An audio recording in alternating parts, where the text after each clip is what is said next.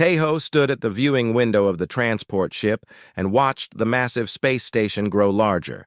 It looked like a giant wheel spinning slowly in the darkness of space. Lights blinked along its surface, and dozens of smaller ships moved around it like insects around a lamp. He had seen pictures before, but seeing it with his own eyes made his heart beat faster. The station was called Unity Haven. It was home to over 50 different alien species, all living together in one place. Tejo had been chosen by Earth's diplomatic corps to work there as a cultural exchange officer. His real job, though, was simpler than that fancy title suggested. He was a chef. He would cook food and share human culture through meals.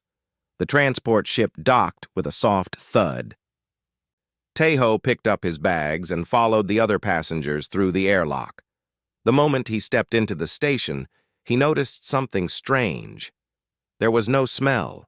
On Earth, every place had a smell. Markets smelled like fresh vegetables and fish. Restaurants smelled like cooking oil and spices. Even hospitals had that clean, sharp smell. But here, the air smelled like nothing at all. A tall alien waited for him at the arrival gate. The creature had blue skin that seemed to shimmer under the lights. Its eyes were large and yellow, and it had 4 arms instead of 2. Tejo had studied many alien species before coming here, but he still found it amazing to see them in person. "Welcome to Unity Haven," the alien said. Its voice came from a translation device on its chest, turning its native language into perfect English. "I am Diplomatic Coordinator Vel. You must be Tejo Kim from Earth." "Yes, that's me," Tejo said with a small bow. He had been told that bowing was a safe greeting for most species. "Thank you for having me." Vel gestured with 2 of its arms. "Follow me. I will show you to your quarters and explain the station rules." They walked through long corridors. The walls were a boring gray color, and the floors were made of some kind of smooth metal. Other aliens passed them, some walking, some floating, and some moving in ways Tejo couldn't quite understand. He saw creatures with scales, creatures with fur, creatures that looked like walking crystals, and creatures that seemed to be made of liquid held together by invisible force fields. "Unity Haven has 3,000 residents," Vel explained as they walked. "We have families from many worlds. The living quarters are divided by atmospheric needs. You will be in Section 7, which is suitable for oxygen-breathing species." "Are there other humans here?" Tejo asked. "Yes, about 20. Most work in the diplomatic wing. You are the first human assigned to the residential sections." Vel paused and looked at him with those large yellow eyes. "Your job description mentions food preparation. This is unusual. Can you explain?" Tejo smiled. "On Earth, sharing meals is how we connect with others. Food is not just nutrition. It's culture, memory, and love. I'm here to share that with everyone." Vel seemed confused, but said nothing more about it. They continued walking until they reached a door marked with symbols Tejo couldn't read.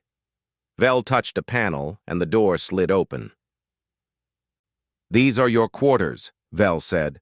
Tejo stepped inside and looked around. The room was small but clean. There was a sleeping area, a bathroom, and a space that might have been meant as a living room, but what caught his attention was the kitchen area. It was tiny, just a counter with some kind of heating element built into it. There was a small storage unit that probably worked like a refrigerator. "The kitchen is very basic," Vel said, noticing where Tejo was looking. "Most residents use the communal dining hall. The nutrition dispensers there provide complete meals." "Nutrition dispensers?" Tejo asked. "Yes. You select your dietary needs, and the machine creates a meal paste with all required nutrients. Very efficient." Tejo tried not to show his disappointment. Meal paste. That explained why the station had no smell. No one was actually cooking anything. Vel gave him a data pad with station information and left. Tejo sat down on the bed and looked at his bags. He had brought many things from Earth: spices, dried ingredients, cooking tools, and even a small knife set that had belonged to his grandmother. She had been a chef too, and she had taught him that food was a way to show love. The next few days were busy. Tejo met with other diplomatic staff, learned how to navigate the station, and attended orientation sessions about different alien cultures. He also visited the communal dining hall that Vel had mentioned. The dining hall was huge and could seat hundreds of beings at once. But despite all the people eating there, it was strangely quiet. No laughter, no conversation about how good the food tasted, no sharing of dishes. Everyone simply went to a wall of machines, pressed some buttons, and received a bowl of paste. The paste came in different colors depending on the species' needs, but it all looked equally unappetizing. Tejo got his own serving of paste. It was beige and smooth. He took a small taste. It was bland, with no real flavor. It had a slight mineral taste, probably from added vitamins and nutrients. He could tell it would keep him alive, but it would never make him happy. That evening, Tejo returned to his quarters and unpacked his bags completely. He arranged his spices in the small storage area. He hung his grandmother's knives on a magnetic strip he attached to the wall. He set up a small cutting board and looked at his tiny kitchen with determination. If no one on this station knew what real food tasted like, he would show them. He would cook, and maybe, just maybe, he could bring a little bit of Earth's warmth to this cold, efficient place. Through the thin walls, he could hear strange sounds: chirps, whistles, low rumbles, the sounds of alien families settling in for the night. He wondered if any of them had ever experienced the joy of a home-cooked meal. Tomorrow he would start. Tomorrow he would cook something real. And perhaps someone would notice. Tejo woke up early, feeling excited. Today he would cook real food for the first time since arriving at Unity Haven. He had been on the station for 5 days now, eating nothing but that terrible paste from the dining hall. His body was fed, but his soul felt hungry. He went to the station's market district. It was a large area where traders from different worlds sold goods. Most of it was equipment, tools, and clothing. But in one corner he found what he was looking for, a small section that sold food ingredients. The selection was limited. Most species on the station ate the paste from the dining hall, so fresh ingredients were rare. But Tejo found some things he could use. There were vegetables that looked similar to Earth vegetables, though the colors were sometimes wrong.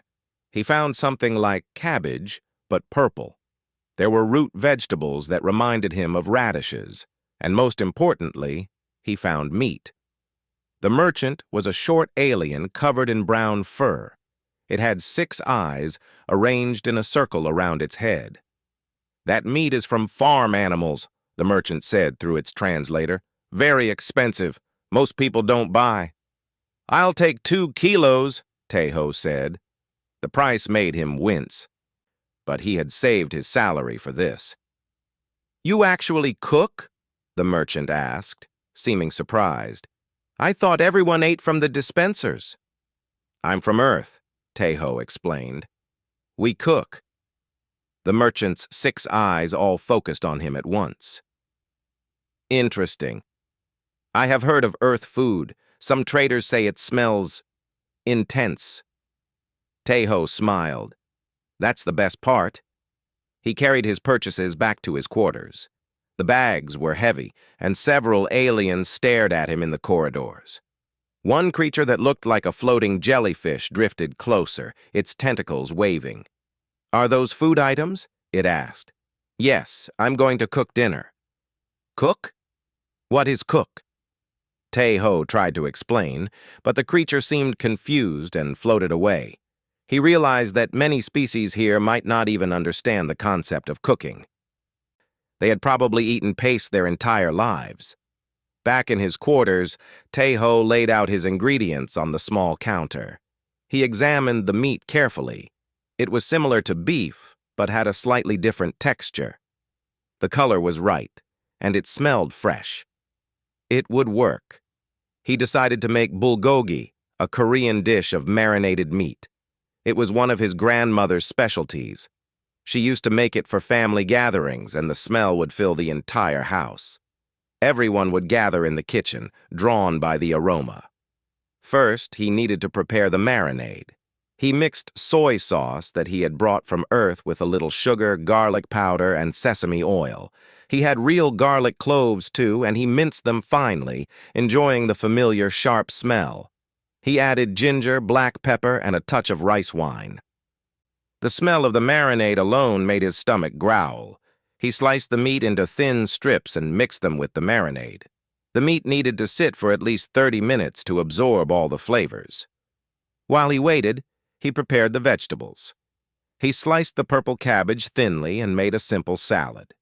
He cut the radish-like vegetables into matchsticks.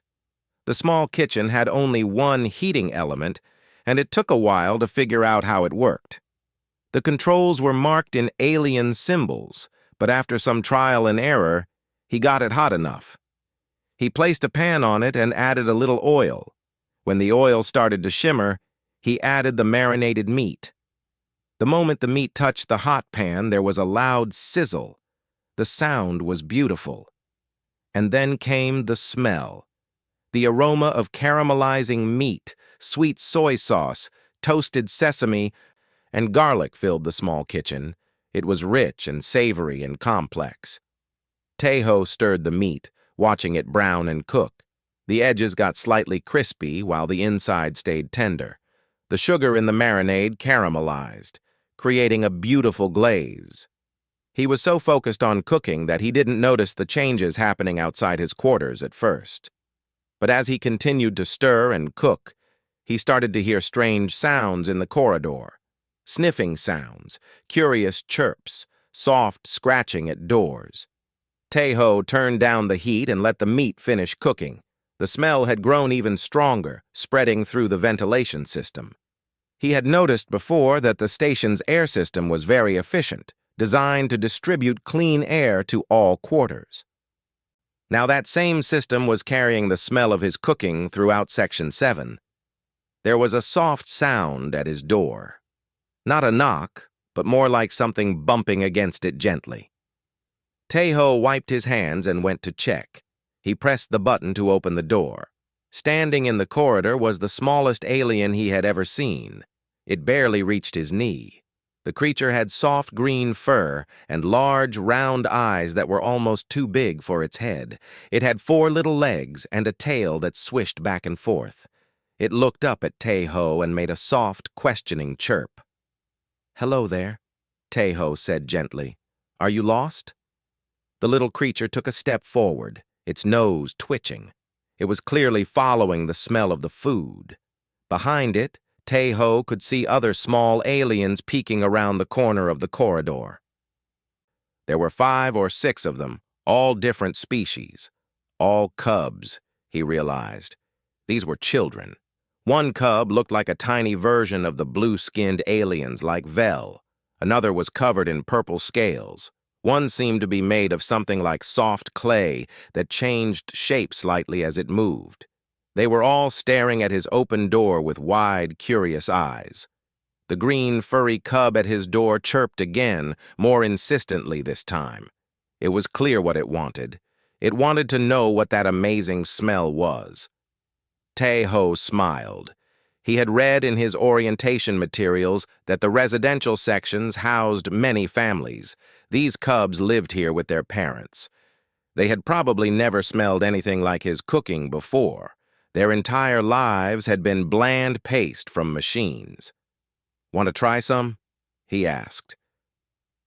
The green cub's tail started wagging so fast it became a blur. The other cubs crept closer, emboldened by their friend's bravery. Taeho went back to his kitchen and looked at his bulgogi. He had made enough for several meals, planning to eat it over the next few days. But looking at those curious little faces, he made a decision.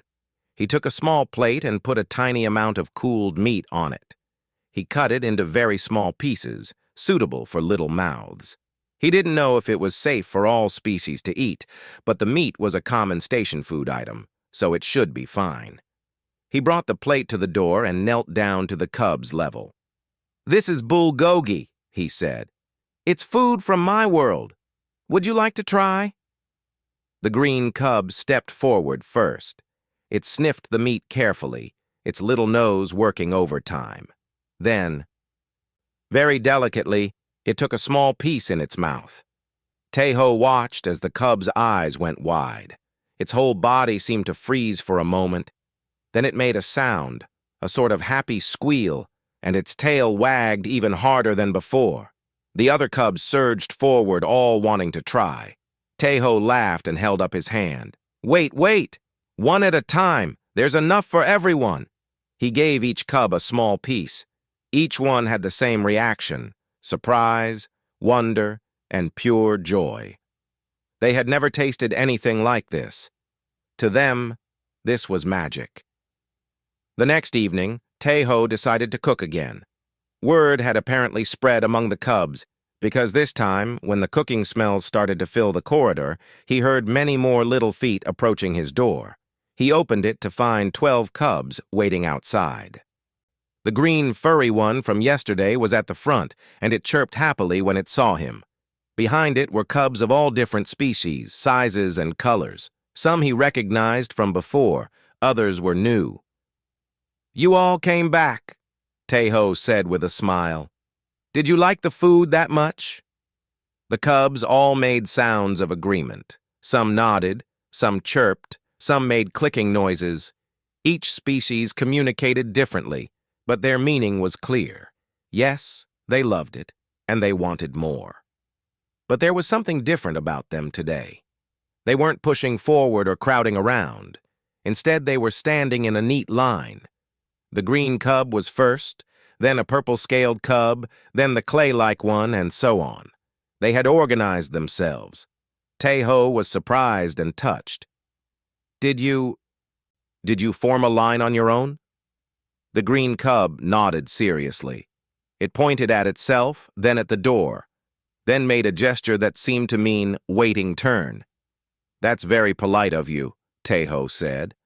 "Okay, give me a few minutes to finish cooking, and then I'll share with all of you." He left the door open so they could watch. The cubs stood patiently in their line, occasionally rising on their back legs or floating higher to peek inside. He had made fried rice today, using ingredients from the market and rice he had brought from Earth. The kitchen filled with the smell of garlic, vegetables, and egg cooking in hot oil. The cubs watched with fascination. Most of them had never seen food being prepared. They didn't understand what he was doing, but they could see that it was important. The way he moved, the way he tasted and adjusted, the care he took with each ingredient. It was like watching an artist work. When the fried rice was ready, Tejo prepared small portions in different containers. He had learned yesterday that different cubs had different mouth sizes and different ways of eating. Some could use their little paws or hands. Others needed to put their face directly in the food. One cub apparently absorbed food through its skin. He brought the first portion to the green cub. "Here you go. Tell me what you think." The green cub took the container carefully in its paws and ate with obvious pleasure. When it finished, it looked up at Tejo and made a long, approving chirp. Then it did something unexpected. It stood up very straight, put one paw over its chest, and made a formal bow. "What are you doing?" Tejo asked, amused. The cub chirped and gestured at the food, then at Tejo, then made a motion like checking or inspecting something. It took Tejo a moment to understand. "Are you inspecting the food? Like a quality inspector?" The green cub nodded enthusiastically. It chirped something to the other cubs in line, and they all stood straighter.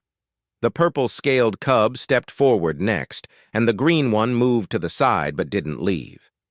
It sat there, watching seriously, as if it really was supervising the process. Tejo laughed and served the next cub. This one ate its portion, then also stood straight and made its own version of a formal gesture. It joined the green cub on the side, both of them watching the others with serious expressions. One by one, each cub received its portion, ate it, made a gesture of approval, and then joined the growing group of inspectors watching the process.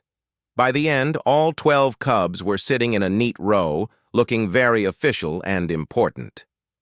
"So you're all quality inspectors now?" Tae-ho asked. "That's a big responsibility." The cubs all nodded or made agreeing sounds. They seemed to take this role very seriously, even though Tae-ho suspected they were really just inventing an excuse to keep coming back for food. Over the next week, the routine became established. Every evening, Tae-ho would cook something. The smells would spread through Section 7, and the cubs would appear, forming their neat inspection line. The line grew longer each day. By the end of the week, there were over 30 cubs coming regularly. Tae-ho had to start preparing more food, and he had to be creative with his limited kitchen space and equipment. He made simple dishes: stir-fried vegetables, egg omelets, rice porridge, and noodle soups.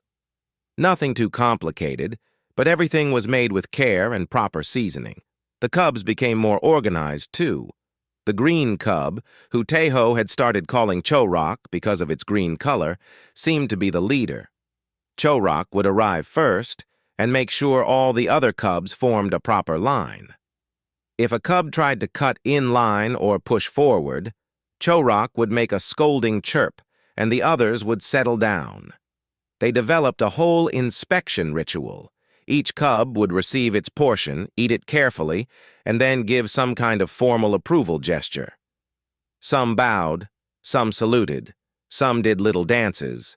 Then they would join the inspection panel, sitting in a row and watching the other cubs receive their portions with serious expressions.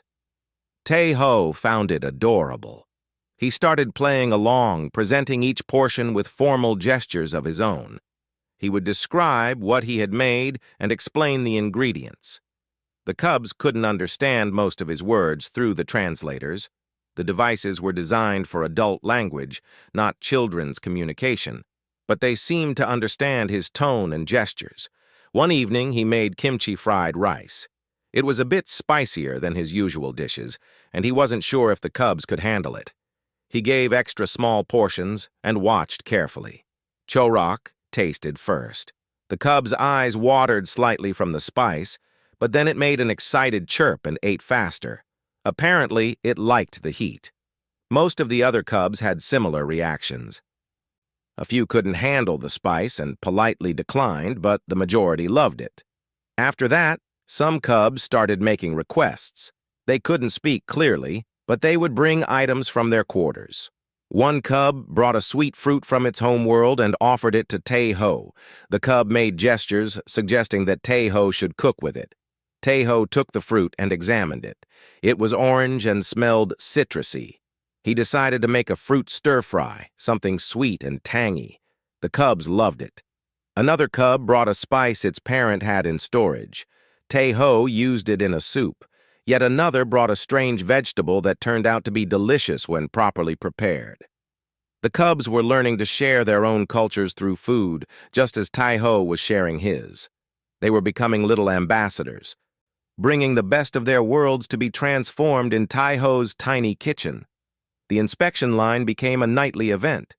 Cubs would finish their regular meals from the dining hall, the paste their parents made them eat for nutrition, and then rush to Section 7 Corridor B, where Tae-ho lived. They would form their line, chat with each other in their various languages, and wait patiently for their turn to inspect the quality of the evening's dish. Parents started to notice their cubs' strange new behavior. Some followed their children to see what was happening. They would find their cubs sitting in a neat line outside a human's quarters, looking more focused and organized than ever before. One parent, a tall insectoid alien, approached Tae-ho one evening. "What are you doing to our children?" it asked. Not angrily, but with genuine curiosity. Tae-ho smiled and gestured at the cubs. "I'm just sharing food with them. They've appointed themselves as quality inspectors." Quality inspectors? It's a game. But also I think they're learning something. They're learning that food can be more than just nutrition. The parent looked at its cub, a small insectoid who was happily eating a portion of vegetable noodles. The cub's antennae were waving with pleasure. The parent aliens started gathering in the corridor outside Tai-Ho's quarters. At first, they came just to collect their cubs and bring them home, but they stayed longer each time, watching with curiosity as their children participated in this strange ritual. One evening, a sleek alien with silver skin approached Tai-Ho. She had been watching for several days. Her cub always among the first in the inspection line. Her translator produced a smooth, melodic voice. "My name is Mireille," she said. "My daughter comes here every night. She talks about nothing else during the day. She calls you the food maker." Tai-Ho smiled. "The cubs are wonderful, very polite and enthusiastic." Mireille looked at her daughter, who was carefully eating a small portion of seasoned vegetables. She has never shown interest in eating before. At home, consuming nutrition was always a struggle. Now she asks when she can come here. What are you doing that makes food so compelling? "I cook with care," Tai-Ho said simply. "Where I come from, cooking is an act of love. You're not just feeding a body, you're creating an experience, a memory, a moment of happiness." Mireille seemed puzzled by this concept. "On my world, eating is simply a biological necessity. We consume what we need for energy and health, nothing more." "That's how it works here on the station, too," Tai-Ho said.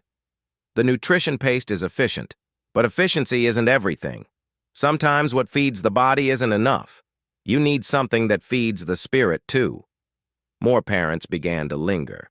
They watched Tai-Ho cook through his open door.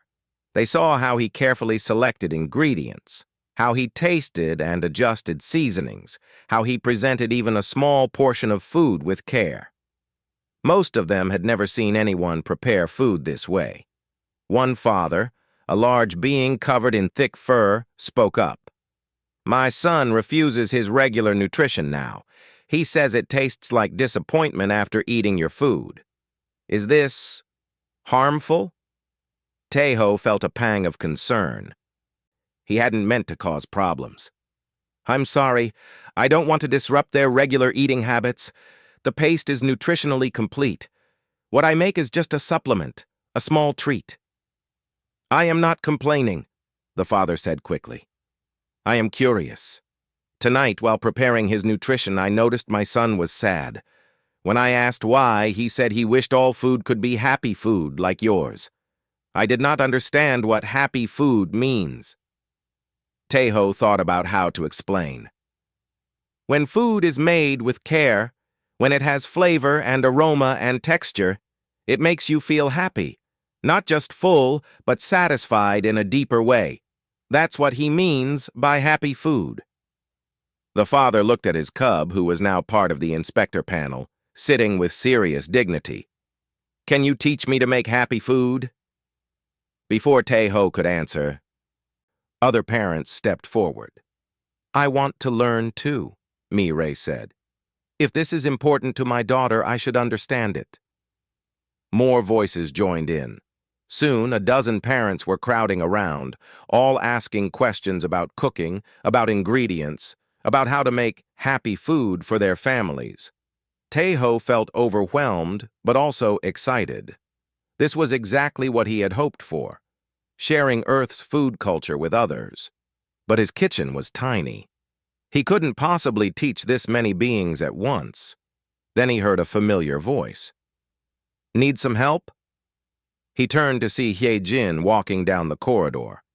She was another human on the station, working in the cultural exchange department. They had met briefly during orientation, but hadn't talked much since. She was smiling, carrying bags of ingredients. "I heard from other humans that something interesting was happening in Section 7, she said. "Thought I'd investigate and bring supplies." "You're a lifesaver," Tai-Ho said with relief. "I was just being asked to teach cooking to everyone here, but I don't have the space." Hye-Jin looked at the crowd of parents and cubs. "I might have a solution."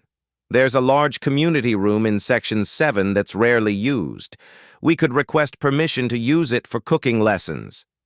The idea was met with immediate enthusiasm. Ray offered to speak to the section coordinator.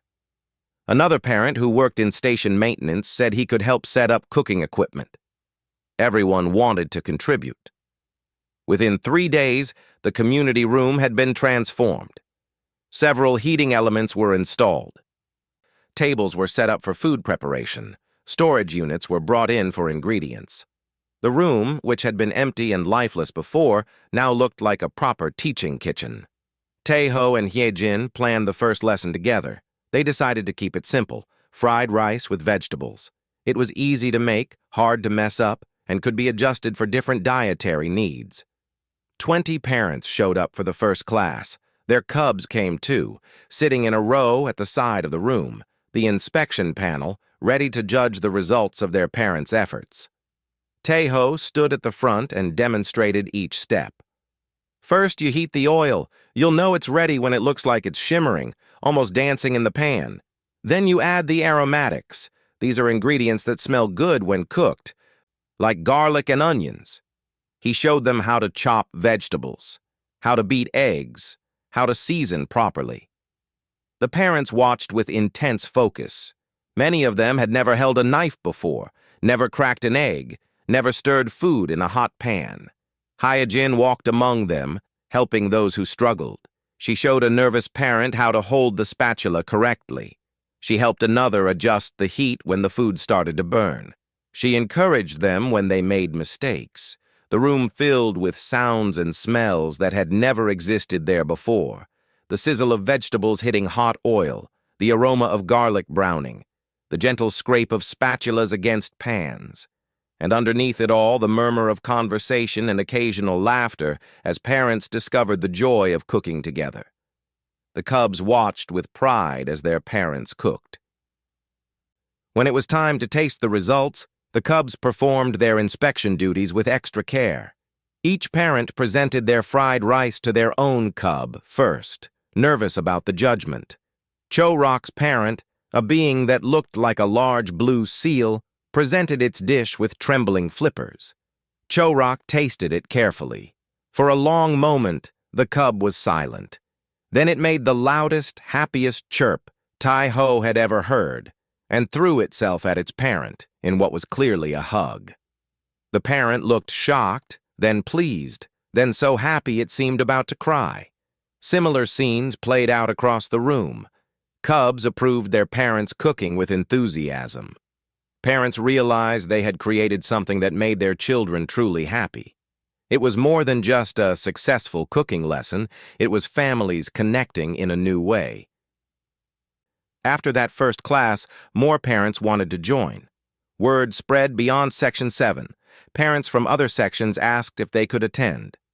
Within 2 weeks, Taeho and Hyejin were teaching 3 classes a day, with waiting lists for each one. The cubs remained the official quality inspectors. They took their role seriously, attending every class and judging every dish. They developed a whole system of approval gestures. A single chirp or click meant good. A double meant very good. A triple, followed by a little dance, meant excellent. The station's administration noticed the changes. Coordinator Vel came to observe one of the classes. The blue-skinned alien stood at the back of the room, watching silently as Taeho taught parents how to make a simple soup. After class, Vel approached him. "This is unexpected," it said. "The community room has never been so active. I have received multiple requests to set up similar cooking spaces in other sections." "Is that a problem?" Taeho asked. "No. It is interesting. We measure success on Unity Haven by efficiency and function. But I see something here that our measurements do not capture. These families are happier. The cubs are more engaged. Parents are forming friendships while they cook together. This is not efficient, but it seems to be valuable." Hyejin joined the conversation. "On Earth we have a saying, the family that eats together stays together. Sharing meals creates bonds. Cooking together creates community. Maybe that's what this station has been missing." Vel was quiet for a long moment. Perhaps you are correct. I will recommend that we expand this program. Other sections should have the opportunity to learn as well. 3 months after that first night when Chorok had appeared at his door, Taiho stood in what was now called the Unity Kitchen. It was no longer just a repurposed community room. The station had invested in proper equipment, better ventilation, and dedicated storage for ingredients from many different worlds. The evening cooking session had become an institution. Families came not just from Section 7, but from all over Unity Haven. Different species stood side by side at cooking stations, sharing techniques and ingredients from their homeworlds. Taiho watched as Mireille taught a group how to prepare a dish from her planet. Thin, crispy wafers seasoned with a tangy spice. Beside her, the furry father who had first asked about happy food demonstrated how to make a thick stew from his world. At another station, parents were learning from Heejin how to make kimchi, the fermented vegetables that were a staple of Korean cuisine. The cubs, of course, were everywhere. The inspection panel had grown to over 100 members. They had even created official positions. Chorok was the chief inspector, wearing a small badge that Taiho had made from scrap metal. Other cubs were assistant inspectors, aroma specialists, texture analysts, and presentation judges. They took their made-up titles very seriously, walking around the kitchen with important expressions, tasting small samples and giving their approvals or suggestions for improvement. Taiho smiled as he watched Chorok lead a group of younger cubs through proper inspection technique. The little green creature demonstrated how to smell food first, then observe its appearance, then taste it carefully. The younger cubs mimicked every movement, trying to look as professional as their chief inspector. "They've created an entire bureaucracy around eating," Heejin said, coming to stand beside Taiho. "It's honestly impressive." "They're learning," Taiho said. "Not just about food, but about working together, about having standards, about taking something seriously. Plus, I think they're having fun." "Oh, they're definitely having fun. I saw one of the younger cubs try to sneak a second inspection sample. Chorok caught them and made them go to the back of the line. Very strict leadership." They laughed together. The Unity Kitchen had become the heart of a real community. Friendships had formed between species that had barely spoken to each other before. Parents who had once kept to themselves now gathered for cooking sessions several times a week. Even the food in the main dining hall had changed. The administration had added actual kitchens where volunteers could prepare real meals alongside the nutrition paste dispensers. A soft chime interrupted Taiho's thoughts. It was his communication device. He checked it and saw a message from Coordinator Vel. "Please come to administration. Important meeting." Taiho felt a flutter of concern. Had they done something wrong? Had someone complained about the cooking program? He showed the message to Heejin. "I'll come with you," she said immediately. "We're in this together." They told the other volunteers they would be back and made their way to the administration sector. The corridors here were quieter, more formal. Taiho's stomach churned with worry. Vel met them in a large conference room. But the coordinator wasn't alone. There were several other high-ranking station officials present, representing different departments and species. They all looked very serious. "Thank you for coming," Vel said. "Please, sit." Taiho and Heejin sat down, exchanging nervous glances. Vel touched a control panel, and a holographic display appeared above the table. It showed data, lots of data. Charts, graphs, and numbers scrolled past. "These are statistics from the past 3 months," Vel explained. "Since you started your cooking program, we have observed significant changes across Unity Haven." Taiho braced himself for bad news. "Medical visits for stress-related issues are down by 32%, Vel continued. "Reports of conflict between residents are down by 45%. Family cohesion scores, which measure how much time families spend together, are up by 60%. Most surprisingly, productivity in all departments has increased by 15%. Taeho blinked. That's good? Very good, said another official, a crystalline being whose voice chimed like bells. We have been analyzing what has changed, and all indicators point to your cooking program as the catalyst. We don't understand exactly how, Vel admitted, but somehow, teaching families to cook and eat together has had cascading positive effects throughout the station. A third official spoke up, a gaseous being contained in a floating suit. There's something else. We've received communication from other space stations and settlements. They've heard about what's happening here. They want to implement similar programs. They're calling it the Unity Haven model. Hyojin found her voice. So, we're not in trouble? In trouble? Vel's translator somehow conveyed amusement. No. We called you here to formally recognize your contribution to Unity Haven, and to ask if you would be willing to expand the program even further. Over the next hour, they discussed the proposal. The station wanted to create a cultural exchange center focused on food. Taeho and Hyojin would lead it, but they would also bring in experts from other species to teach their own food traditions. The goal was to make Unity Haven a model for cultural exchange throughout the galaxy. But why food? Taeho asked. There are so many other ways to share culture. Vel seemed to consider the question carefully. I have been thinking about this. Food is universal. Every species must eat to survive. But humans showed us that food can be more than survival. It can be art, comfort, celebration, memory, and love. These are also universal needs, but we had forgotten them. The crystalline official added, the cubs understood it first. Children often see truth more clearly than adults. They recognized that something important was happening in your kitchen, and they insisted on being part of it. They formed their inspection panel not just for the food, but because they wanted to be included in something meaningful. The cubs led, and the parents followed, Vel said. Now whole families are connecting through cooking. Friends are bonding over shared meals. Communities are forming around kitchen tables. This is not just about food. It's about teaching an entire station how to be human. How to be human, Hyojin repeated. Perhaps that is the wrong phrase, Vel corrected. How to have humanity. The quality, not the species. The capacity for warmth, connection, and care.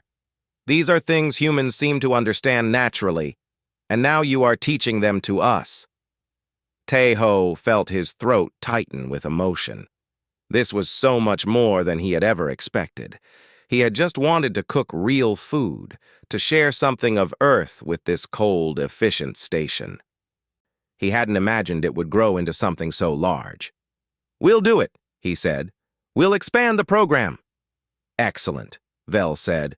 We will provide whatever resources you need. That evening, Taeho and Hyojin returned to the Unity kitchen to find it full of activity as usual.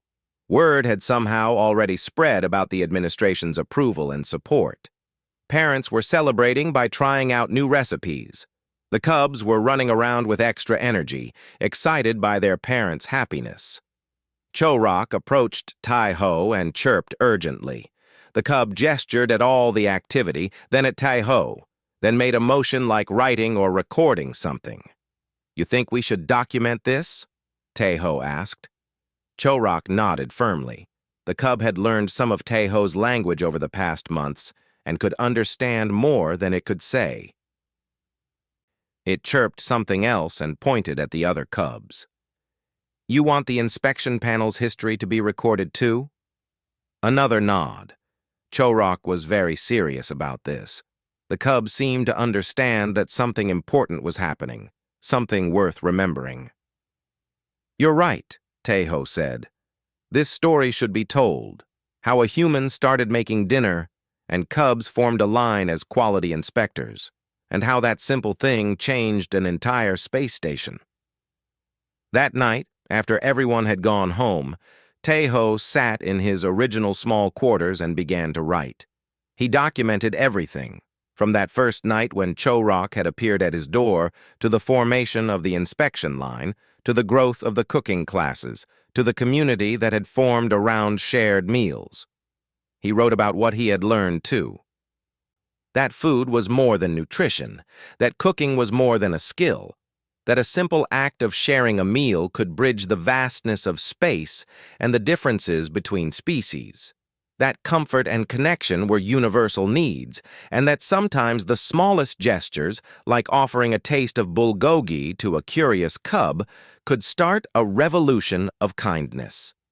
He wrote about the cubs who had trusted their instincts and recognized something valuable, about the parents who had been willing to learn, about Hyejin who had helped turn one person's small effort into a real movement, about Vel and the administration who had been wise enough to support something they didn't fully understand. And he wrote about humanity's gift to the galaxy, not advanced technology or scientific breakthroughs, but something simpler and more profound, the understanding that life should not just be efficient, but also joyful, that bodies needed fuel, but souls needed nourishment too, that sometimes the most important thing you could do was cook a good meal and share it with others. The story would eventually spread far beyond Unity Haven. Other stations and colonies would adopt their own versions of the Unity Kitchen. The tradition of quality inspector cubs would become a beloved practice throughout human space and beyond. Generations of children would grow up understanding that food was love made tangible, that cooking was an act of care, and that sharing meals was how you built a community. But all of that started here, in a small kitchen in Section 7, when a human decided to cook real food and a curious green cub decided to investigate. It started with a simple act of kindness and grew into something beautiful. Outside Taeho's window, Unity Haven spun slowly in the darkness of space. Inside its corridors, families were cooking together, cubs were conducting serious inspections, and the air was filled with the smells of 100 different worlds learning to share their tables. Taeho finished writing and looked at what he had created. It was a good story, a true story. A story about how something as simple as dinner could change the world. He smiled, turned off the light, and went to sleep. Tomorrow, there would be more cooking to do, more families to teach, more cubs to feed, and he couldn't wait.